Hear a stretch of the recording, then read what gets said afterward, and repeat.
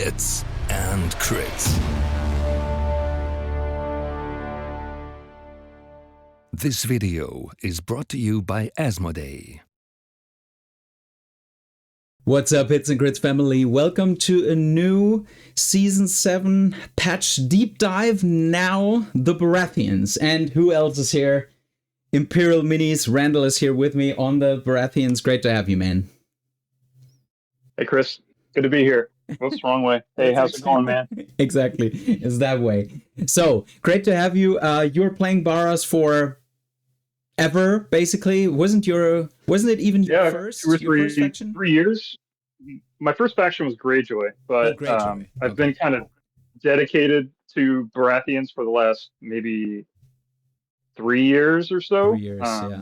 You know, I've been dabbling in other factions, but Baratheon has been kind of my steady faction for several years now.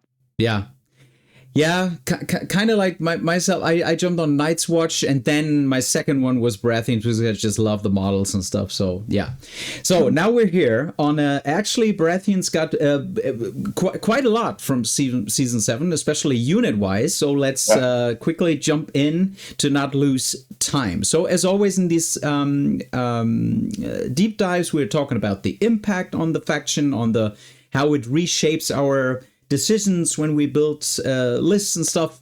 We brought you 2 lists that you should bring to tournaments, or that at least you should try out and see if it's for you. We will talk about how countering other factions, what is stuff we need to look out for, we need to be afraid of, and we will send you on the road with one peculiar list or a secret, whatever list you should try out and have fun with. So let's kick it off, Randall, and I'll give it straight to you.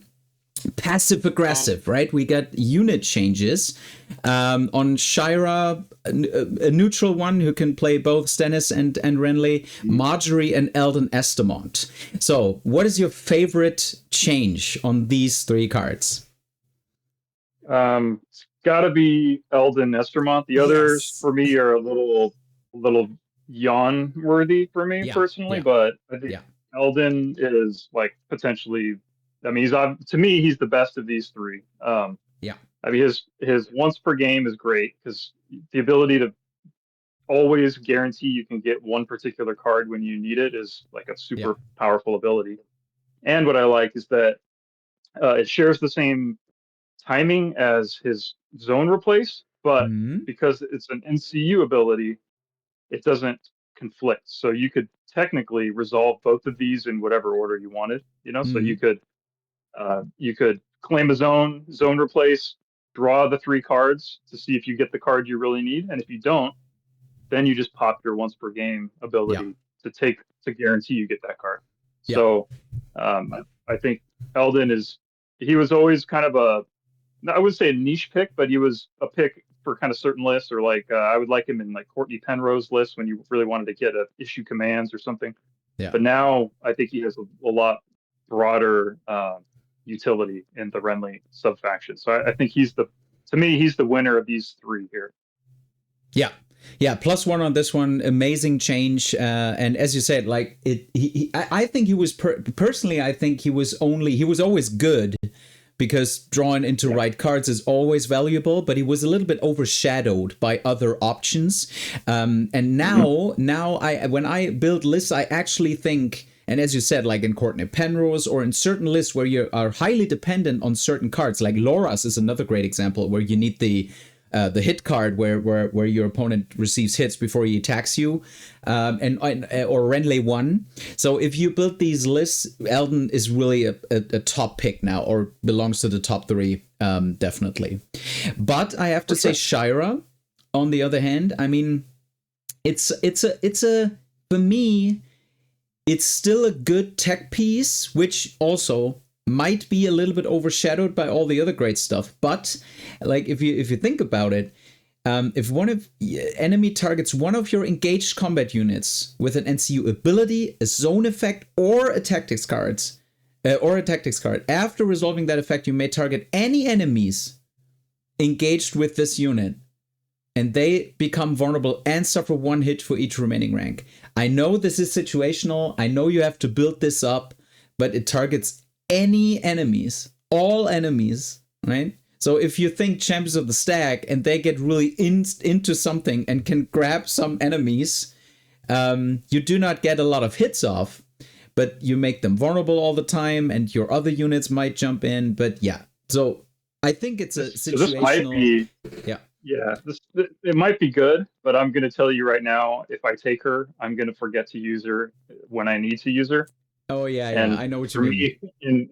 For me, she's going to end up being a 4-point blank NCU that I just waste her ability on when I actually just remember it. And if I was a higher level player, I would probably know exactly when to use her and remember to use her and use her right when I'm supposed to. But for me, I'm going to totally forget to use her at the most opportune time. So for me, I'm not going to trust myself to take Shira Errol now. I used to like her because no matter which zone you took, almost you could do something.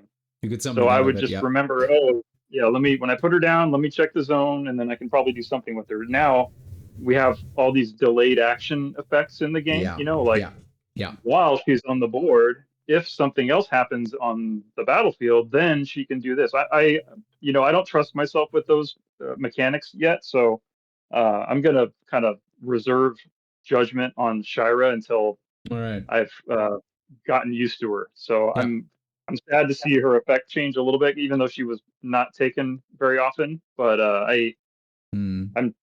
I'm gonna wait to say whether she's good or not, because I am personally not good enough to make the most of her. I'll say. Yeah. Yeah, and Marjorie, on the other hand, also passive aggressive, got changed. She's not really doing no heal anymore, but now she basically is another influence which gives hits out when something heals. For me, this is actually my least favorite because she was a good pick when you were spamming Rose Knights or anything. She was a good pick for that. Now with something restores wounds and you make hits. I mean, if you really want to be thematic about it and do even more hits from your Rose Knights and the auto wounds and stuff, you might pick her. But she in my mind is really overshadowed. So she is not a good pick, especially in the times of Jaqen, Walder out there and all that stuff. So yeah, I think you have to really build around her now to get the most out of her. Before it was she could throw out a heal, maybe throw out a vulnerable token, and it was kind of a reliable thing you could count on doing. But now I think you have to really build around her too much. You put the influence on something and that thing may do nothing at all. So you have to then do something else to get something out of that influence effect. So I'm not too hot on Marjorie anymore. Yeah, me neither. All right, let's go from passive aggressive to aggressive aggressive.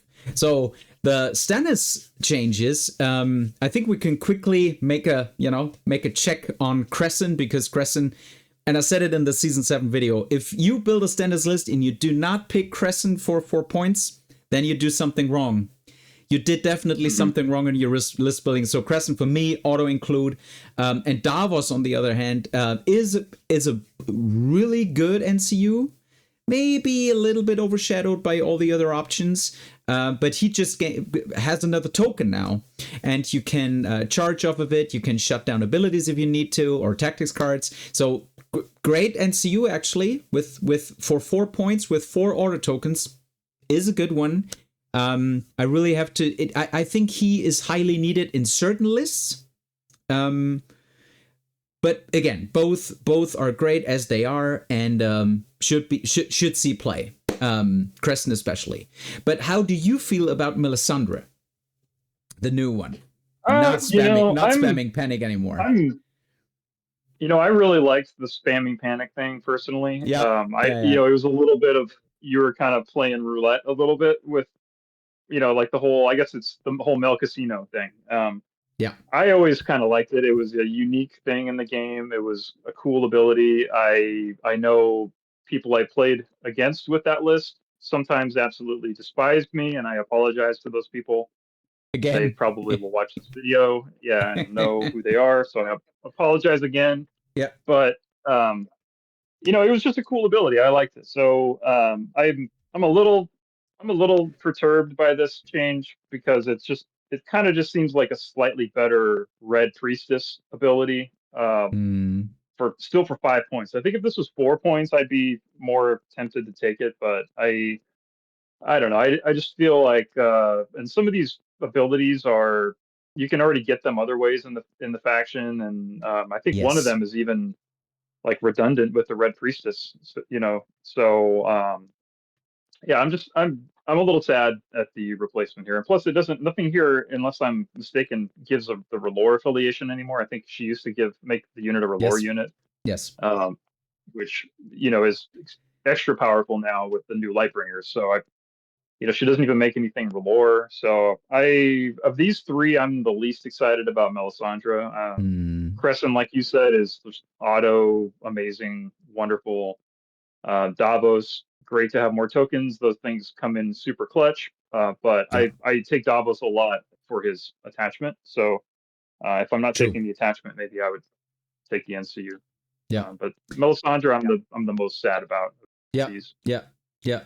Really +1 on everything you said on Melisandre, and actually the R'hllor affiliation piece was for me as well the most tragic one, because all the rest I can see it happening, right? I can see it even though there is the overlap with the Red Priestess, but a lot of times you don't take her, maybe in Kingsman or something, but yeah. But yeah, this one was really the tragic thing I see, and she should get this back. Definitely. Feel the same way. 5 points. Yeah. Mm-hmm. Okay, so let's talk about the Rose Garden. So we got promised the Rose Garden. Here it is. The new elite, the Rainbow Guard, 16 wounds. Gets their banner back. Does Rally Cry. Has a Swift Strike to go in. Head out again, to fuel your Rose Knights, probably heal your Rose Knights up, do auto wounds off of it.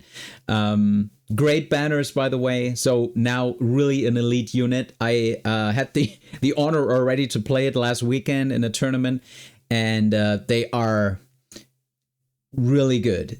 I would say not as good as the King's Guard because of the Counter-Strike Disrupt, what they got. But in a Renly list with Rose Knights, it's a really good unit. How do you feel about it? I'll show you my note on these guys. I don't know if you can read it. Let me see if it pops up here. Rainbow Guard, not as good as King's Guard. Okay, I didn't know your notes, but yeah.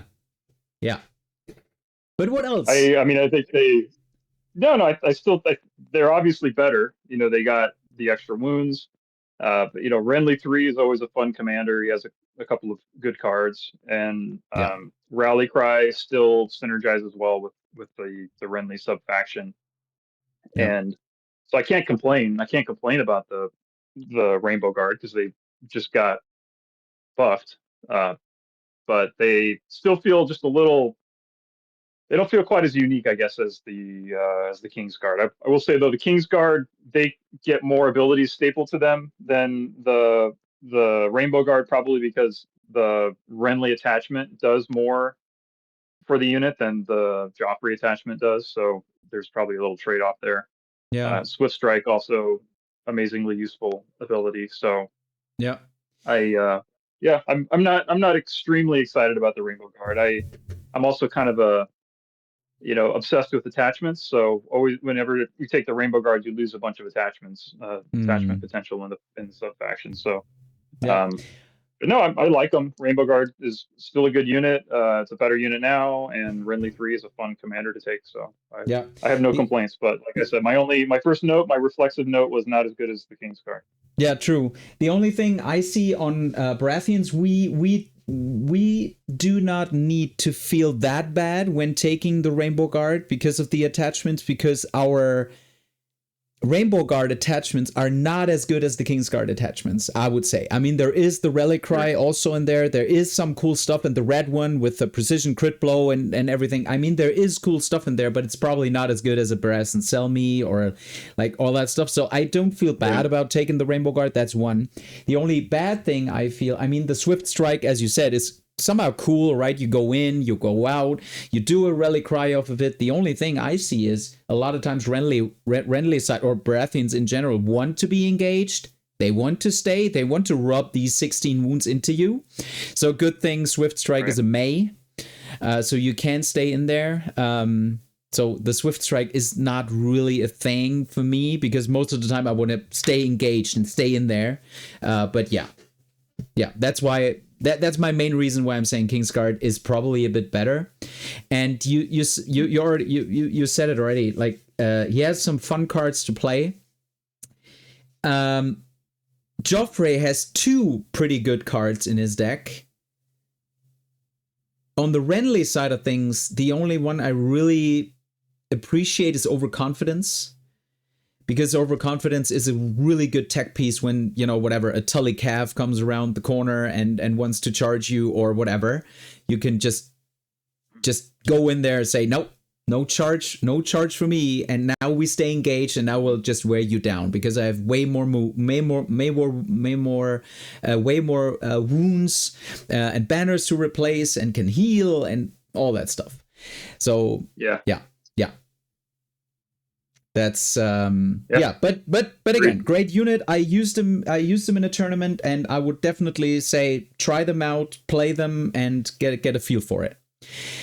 All right, let's head to the units now. So we've seen some smaller changes on the Wardens and the Sentinels. I think just to tip it off, the Hold the Line on the Wardens is good to have on the Wardens. It makes their own attachment a little bit redundant because it also brings Hold the Line. I mean, you can use it somewhere else, but feels whack somehow. And the Sentinels with the go down fighting and the improved profile. I mean, the Sentinels were a good unit before. Probably again a little bit overshadowed by something else. But they were a good unit, and the go-down fighting just makes them a bit more respectable, or you have to look out for it a little bit more. Anything to add from your side on the Warden and Sentinels? I mean, Wardens are always just the speed bump unit that is slow to get where you want them to go, and that no one really has any incentive to stay engaged with. And now they give you even less incentive to stay engaged with them. So I don't really know if this change is going to make me bring Wardens any more often. And then Sentinels, they have go down fighting, which is kind of an okay, you know, it's not an ability I'm excited about because it only is useful when your unit is getting clobbered. And it's redundant with the Stag Knight Noble attachment. And but then, you know, the dice decay improvement is nice. This unit can hit very hard and move around very quickly. So if nothing else, I'm excited at least about the dice improvement to the Sentinels. I would take the Sentinels over the Wardens most of the time because if I'm bringing like a heavy unit, it's usually going to be one of my like 6 or 7 point units, not the 5 point Wardens. True. Yeah, most of the time the Wardens just move up on the side, like mainly on five objective game modes, and they go on the left or the right side on the token, just stay, and then you have 5 points just scoring off, and that's it. So, yeah. Okay, so bigger changes, more exciting changes. So Stag Knights get Stag's Medal. 4th round, they get way more defensive, and they come with 7/7/7 now. The Riders of High Garden, Swift Retreat now. So they don't care anymore because a lot of times those guys got stuck. I mean, if you weren't able to kill something, then you got stuck, and then you can't really get away from that, and then they just deplete it quickly. Now they just move away and is again a unit which you have to respect because of all the lances, their lances. And lastly, Champions of the Stag, they get an effect when you retreat off of them. You get vulnerable and weakened, or you become vulnerable and weakened. So you can't really retreat off of them. You don't want to retreat, but you do not want to stay either. And if those guys start engaged, they get +2 attack dice, and the defender becomes vulnerable. So now they used to be a unit and got a morale improve. And they used to be a unit which held their ground, right? They were there and they just stayed, but they didn't really do a lot of damage. Now they do. Now they really do. So, Randall, what do you feel? What's your thinking on these changes? So I really like this. Like, for me, the Stag Knights, the biggest change for them is the seven dice across the board, because there's so many. There's nothing quite like feeling like you're going to do a bunch of damage and then having somebody throw down a card that tells you you're going to be on your lowest attack dice value, or put something on you that gives you lowest attack dice for whatever, what is it, Dune Tactics or whatever, or Rising Temperatures, or so I love that now these guys are always going to throw 7 dice no matter what. Even if you take their abilities away from them, they're still going to at least throw 7 dice on a 3+, no matter what else you want to do to them.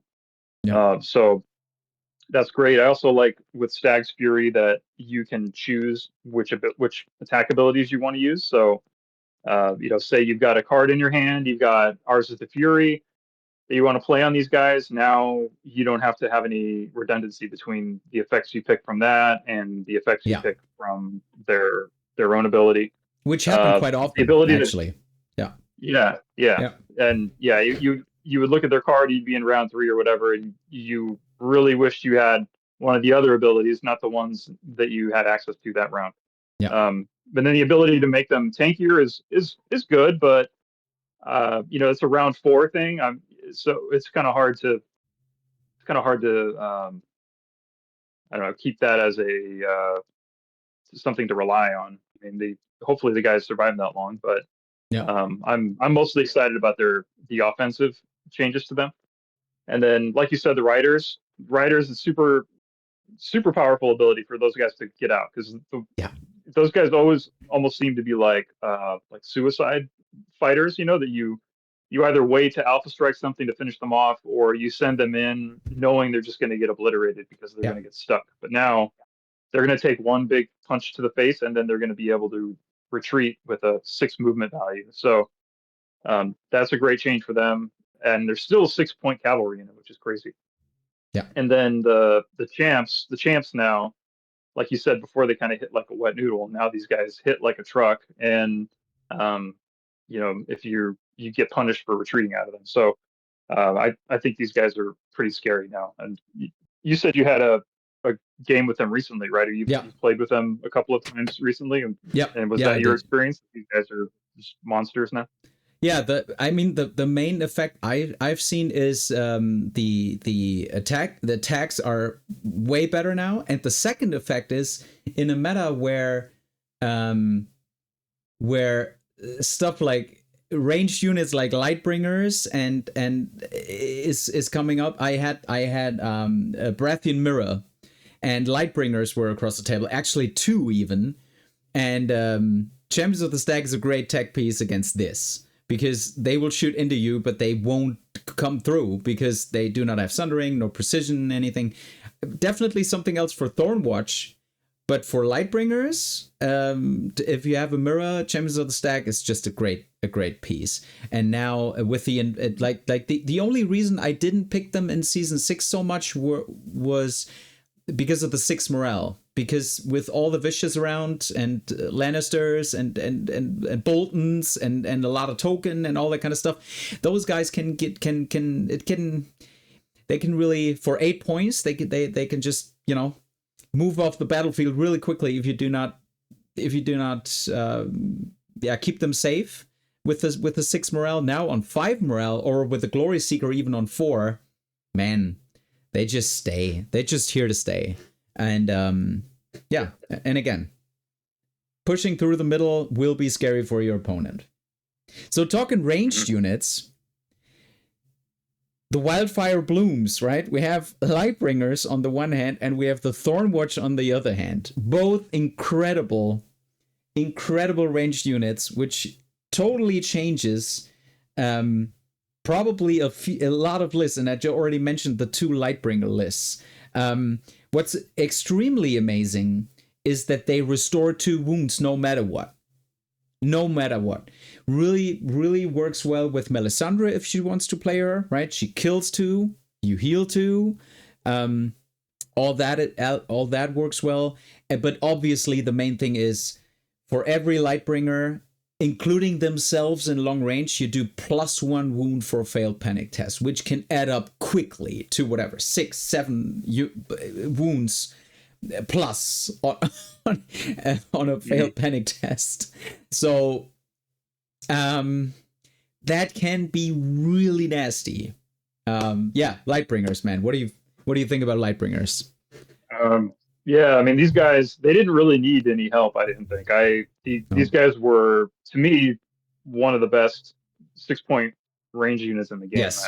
I didn't think they needed any help. I think the developers were probably trying to remove that panic test mechanic out of them. I think the extra panic test thing was something that they wanted to get rid of, so they replaced it with something else. But I think they kind of went a little overboard with the abilities. I think they could probably take one of these abilities off of the Lightbringers, and they would still be a good unit. Yep. I like the R'hllor synergy because I feel like there's not enough R'hllor synergy on the Stannis side. There's some tactics cards that rely on R'hllor affiliation, but nothing else really. So I think that's cool. And in a lot of Stannis One True King lists, there's going to be most of your units are going to be R'hllor anyway. So like you were saying, you could get these guys shooting into a melee, and there could be 2 other R'hllor units up there, and then the Lightbringers. So you're going to be doing +3 wounds, and that's assuming you don't also have like flayed men engaged, with the unit at the same time and giving intimidating presence or something. So I think we traded like an arcing panic test for like an extremely punishing original panic test. So I don't know which is worse, but I think these guys are maybe a little overtuned. I think taking 2 of them is maybe meta. I think it's a little bit of little cheesy and a little maybe negative play experience if you're doing that. But if you're at a tournament, you got to be try hard mode. So I guess if you're in a tournament, more power to you. But if you're going down to your local friendly gaming store and putting 2 of these guys on the table every single time, you're probably going to struggle to find opponents after a little while. Yeah, true. But no, I still like them. I'm probably only going to take 1 because I like being able to find people that play with me. But no, I mean, they're good. They're better than before, I think, and they could probably use a little tune down in the next patch or the next couple of patches. But we'll see how the meta shakes out with them. Let's see. Yeah, Thornwatch on the other hand, also a unit which he could play twice now. Now finally Renly got his own long range unit, because normally Renly's side you always seen the Golden Comedy Crossbowman always, which was kind of So now their own. And actually what you just said about the Lightbringers for me counts here as well. They come with Overwatch and Skirmisher. I would say even if you put away Overwatch or Skirmisher, they would be fine. Still, they would still be a fine 7-point unit with the precision, sundering, long range. Either would work well, and everyone would say, yeah, that's 7 points. That's 7 points. Now with the Skirmisher and Overwatch, these guys are really hard to bring down because they can adapt to your playstyle. They can even look for flanks. They can adapt what's happening. And obvious pick is the pikemen captain, because it gives them better morale when in short range to your commander, and gives them 8. So 8/8. 7 on the last rank again, so 8/8/7 all the time with the boldness and courage. This is amazingly good. Yeah, so that's on the Thornwatch. I think. Yeah. Do you have anything to add? No, that sums it up. I think they're a very powerful unit. I think they've always been a finesse unit, and I I don't think they're as much of a finesse unit anymore, but they're like, as far as range units go, if you want to get the most out of them, you really need to be leveraging that skirmisher ability and positioning for Overwatch. But with skirmisher, gives them a little extra tankiness for getting charged, and then it allows them to spin around and react to threats that are coming their way. And so yeah, I mean, you could have like cavalry chasing them down, they activate, spin around, shoot the cavalry, and then if the cavalry decides to try to charge them, as soon as the cavalry does their free maneuver, they get shot again. So yeah, I don't know if these guys are going to be too oppressive or not. They are 7 points though, so there's a little bit of a difference between these guys and Lightbringers. Lightbringers got their power level increased also, but they stayed at their original points value. These guys got moved to 7 points. So yeah. So I think that will maybe save people from not seeing two of them as often as they'll see Lightbringers, but we'll see. Let's see. All right, some more few little things, just some light trimming on the halberdiers and Rawlers Faithful. So I'll leave you with the Rawlers Faithful. What do you think? I think they're good. I mean, they got +1 to hit, and then they got vicious all the time. So a +1 to hit and vicious, I think that was something that was a component of some of their R'hllor Faith abilities before, and now they can only have a maximum of 3 Faith tokens. I don't recall if that's the way it was before. I don't think that's the way it was before, because I remember I was able to accumulate. Yeah, like it was a giant endless. Yeah. So that's a little unfortunate, but it just encourages you now to use them rather than stockpile them. And I think the new Faithful combined with the new Lightbringers, it makes these guys a lot more powerful. So these guys, they can now heal a bunch of wounds when they attack, and then you have the Lightbringers who are also going to be feeding them wounds because they're a R'hllor unit. So I wouldn't say these guys are a tanky unit, but you could potentially heal up a lot of wounds that your opponent was not really thinking that you could heal with these guys. So I think these guys are definitely going to see more play in this patch, which I think is welcome, because they're a very colorful unit, a very interesting unit, and they've kind of been on the sidelines or relegated to build around lists or kind of meme lists a lot in previous patches. So I'm excited for this change. Yeah, on the halberdiers, on the other hand, they got from 5 to 4 movement, but got a movement piece, which is advance the line. So advance the line, start of the round, they can decide to move someone straight up, shift 2 up. Yeah, it's fine. I mean, I would appreciate if they would have stayed on 5. I would have appreciated this change more, this advance the line thing, because it would enable slower Baratheon units like the champs or your ranged units or whatever you want to bring up a little to advance to the line. But now with 4, most of the time what I've seen in these whatever games I did now is they just move themselves up because they need to with the 4, right? So that's what's happening. Apart from that, same unit does the same as before. So yeah, nothing much here. I thought one of their biggest strengths was that they were a 5 movement speed tanky unit. So I was a little sad to see that. They also got they went from 4+ to hit to a 3+ to hit. So that's another thing that they got in kind of compensation for that. So a 3+ to hit, 7 dice with Sundering. That's nothing to it's nothing to sneeze at. So that's good. I like you said though, I think they're gonna initially at least be moving themselves up with that ability. The start of round trigger, I think that's kind of a little bit of a competitive timing trigger there. There's other effects that are start of round, so that might be some conflict there. You could also only use one of them at a time. It's not like at the start of their activation. So if you brought 2 halberdiers, you would only be using one of those abilities. You would not, the other one would be wasted. So you really can't bring 2 halberdiers unless you're happy to waste one of those abilities. So I'm kind of neutral on this change personally. I'm sad to see the movement speed go down, but they are now a more offensive unit because of the 3+ to hit. So true. I'm kind of neutral on this one, and I'm not too worried about the 2-inch shift. That's kind of a bonus as far as I'm concerned. So it's true. Yeah, and kind yeah, of thematic, right? take These guys, like, envision them with the shields and the pikes and moving up too, and like, yeah. So kind of thematic. I like it. Just saying it doesn't really fuel other stuff, because most of the time they just do themselves because they need to. So that's great. Yeah. But yeah. So from light trimming, we go to something what I really miss in season 7. The High Garden pikemen.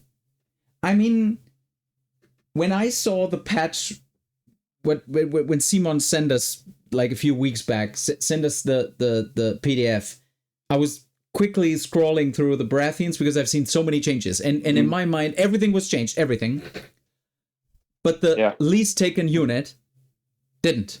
So why no change on the High Garden pikemen? I would highly appreciate a change on the High Garden pikemen. I can really tell you that, and I think you feel the same, right?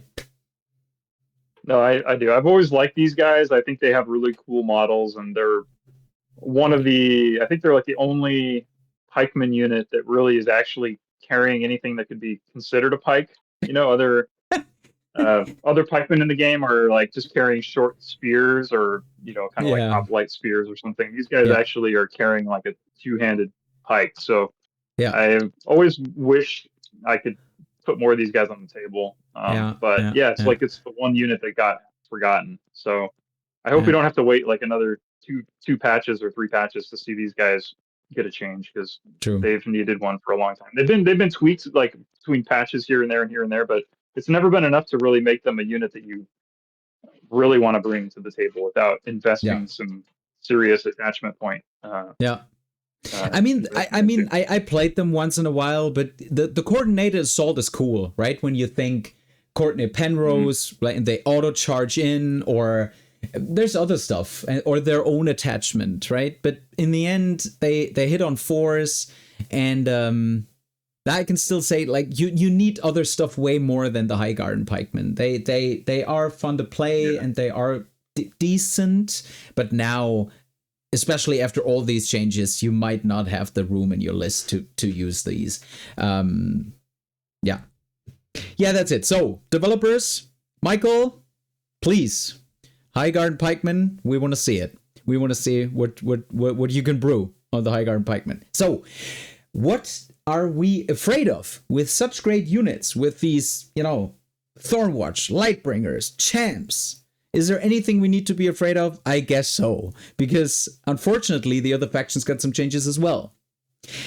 So I brought 2 things here, and there's millions more, but what you really have to respect is, and I was able to,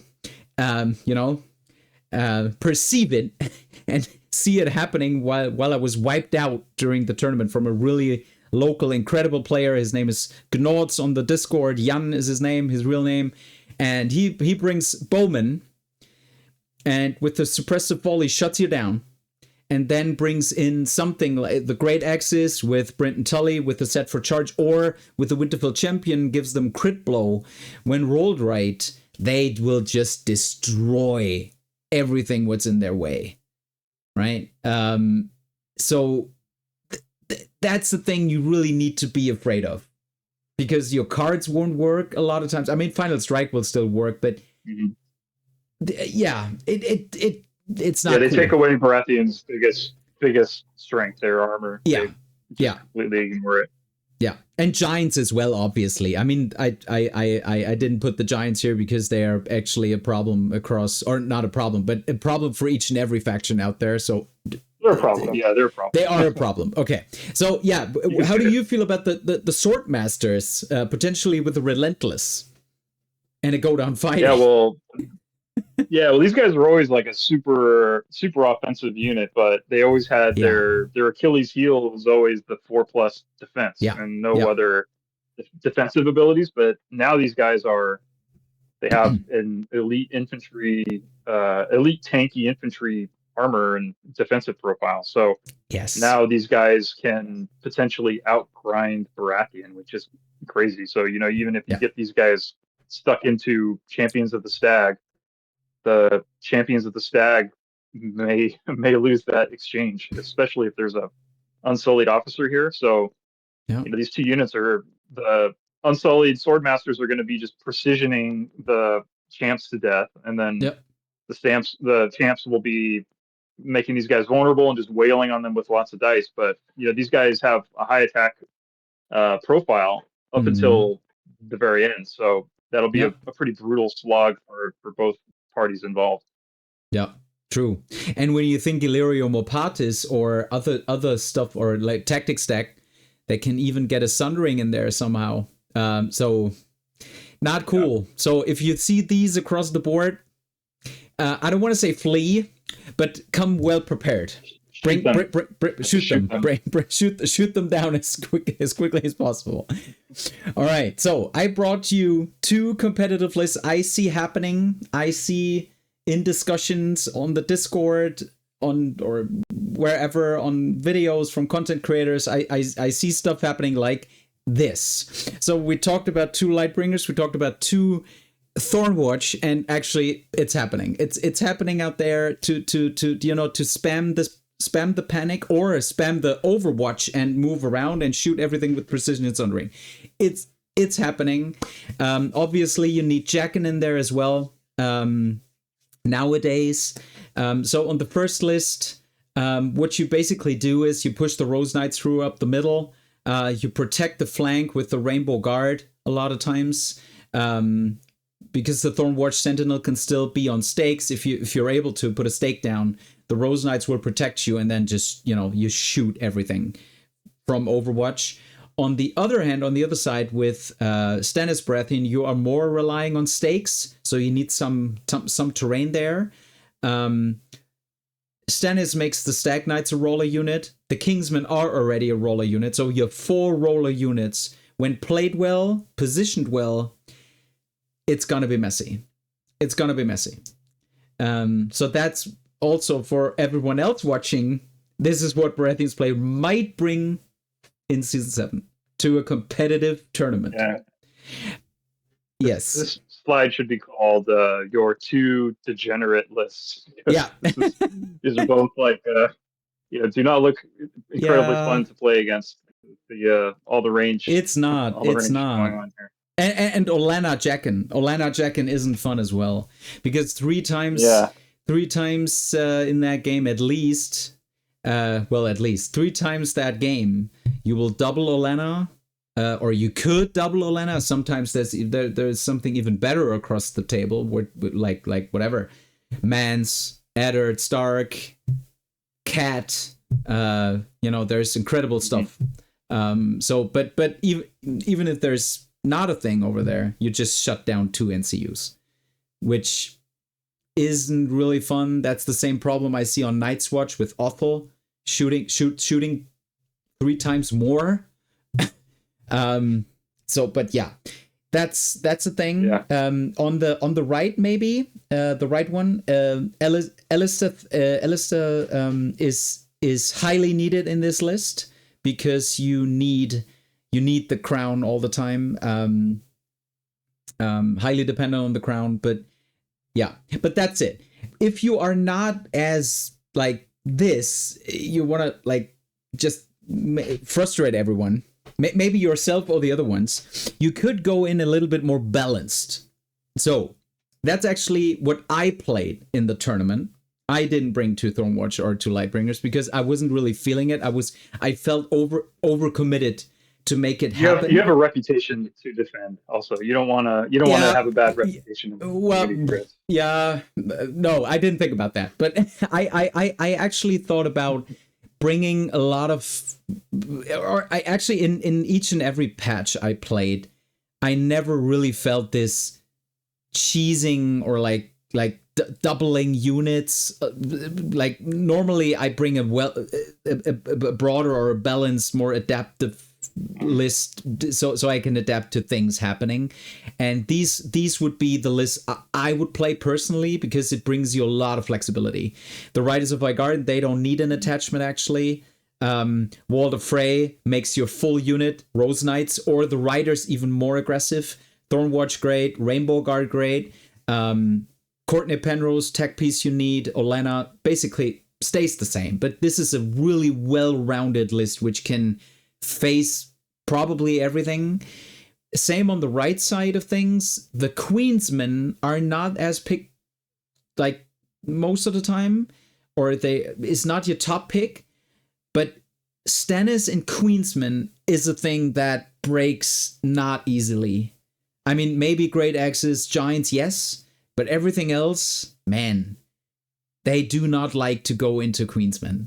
And the Lightbringers we already discussed. Kingsman with Axel Front is basically like Kingsman on drugs. Because they basically get the full thing. Like the meth men. Yeah. the meth men with Axel Front. Yeah, the meth men. Exactly.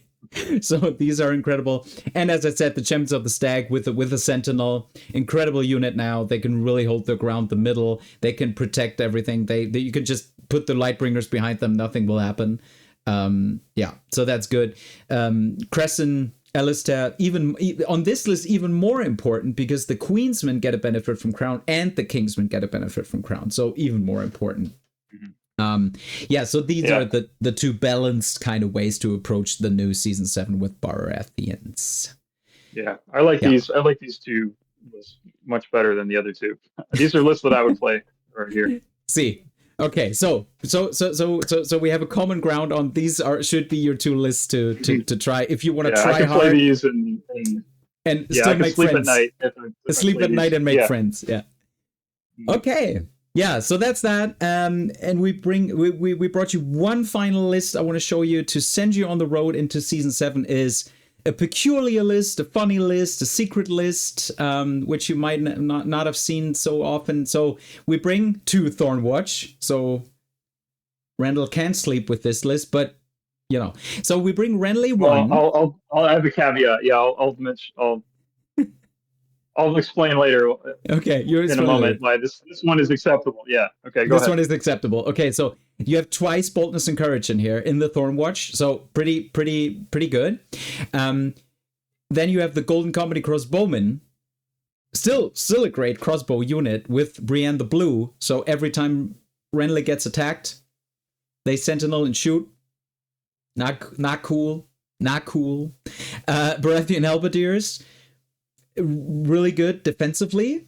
You need to hide behind them, and you have, again, remember the 2 Overwatch is still on, right? It's still there. So you hide behind the halberdiers. The Thornwatch Sentinel makes you even put out a stake to hide behind it, and the High Garden pikemen on the flanks or whatever, wherever they can deal a lot of damage. When you position them well and you shot something down already, and it's really down on wounds, these guys can charge in on the 11, auto in, bam, coordinated assault, and done with it. Eldon Estamont to bring, I forgot the name of the card, but the +1 attack die card from Renly, or one of his healing cards. If something gets unlucky or you need it, then Eldon is your way to go. And Jaqen again to counter something across the board, or even copy him. But the once per game wouldn't work. But yeah, probably copy something across the table. So why can you use this list? Or what do you like about it? Well, all right. Well, I'll say, so this is a triple range list. So you would think I would say this is like the most degenerate, disgusting list in the history of the game. But it takes some guts to play this list, because you are opening yourself up to being like potentially like enveloped or flanked, or and you're also only taking 2 NCUs. So I will give this list some respect, because it actually it requires some skill to use, skill to play, and whoever is using this has some guts. Okay, so I will give this list a pass, even though it looks on paper to be extremely thank you deviant in its Randall in its approves. construction. Randall approves the one for the road list. That's good to hear. Yeah, so that's it on the Baratheon deep dive. Randall, it was great talking to you. It's been a while. Any final words, any last words you want to share with the community? No, just I'm really excited for season 7. Tons of units got changed. I think Baratheon got the most changes of any faction in terms of like the volume of them, at least. So I'm just really excited to get out there and play some games, try out these changed units, and just throw a whole lot of dice for season 7. And looking forward to watching this meta develop over the coming few months, and then we'll hopefully see another patch coming out here sometime in the summertime, or in the next 4 or 5, 6 months, and and see what the future holds. But excited, great to have more updates in the game, and have communication on future updates. So just and looking forward to getting out there and playing some games. Yeah, and cmon already announced the playtest files are coming up, and I heard something about Night's Watch, right? If you followed the podcast, so I'm really excited about the playtest on the Night's Watch and the new patch. Yeah, so that's great. Yeah, great final words. Again, go out there, roll a lot of dice, as Randall said, and roll a lot of crits. Until we meet again, roll those crits, guys.